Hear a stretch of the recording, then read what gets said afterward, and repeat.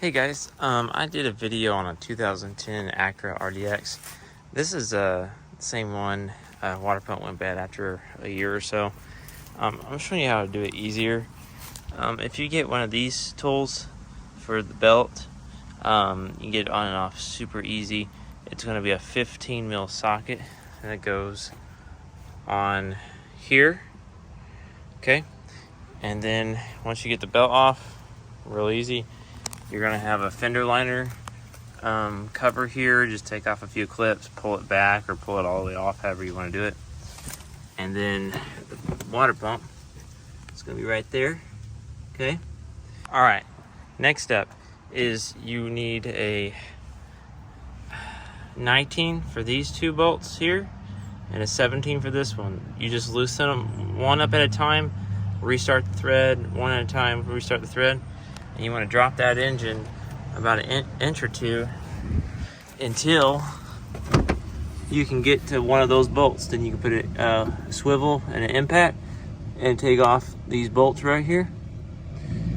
And that'll also give you clearance to take off this pulley, because you can't even take that pulley off unless you drop the engine at least an inch. All right, I got the pulley off, as you can see. Also on my last video, I said these were 3/8. I just used a 10 mil and it worked. These are 10 mil. This is not the original. This does not look like the original bolts. So I don't know. Someone's been in this before, but anyways, you get the pulley off, and then now you can get down in there and take off all those bolts for that water pump. You can get your new one and see how many there are. Just a couple tens, more than a couple, but get that off and just pop it off. I have 6 bolts. Here's the pump, gasket, clean off the surface, put it back in. I noticed once I took them loose, you can just take them out by hand. I used on every bolt except for one, just something like this. And then on the very top bolt, I just used this, and it was easy. So I'm gonna put it back on. All right, I got the new pump in, as you can see, got the bolts tight. So a good habit to do is spray all this down with brake clean. Before you put anything back together, put some coolant in it. Just make sure nothing's leaking.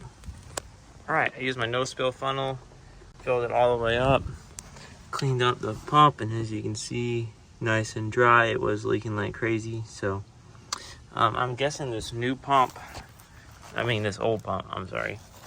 I'm guessing it fell through the weep hole, because the gasket still seemed fine.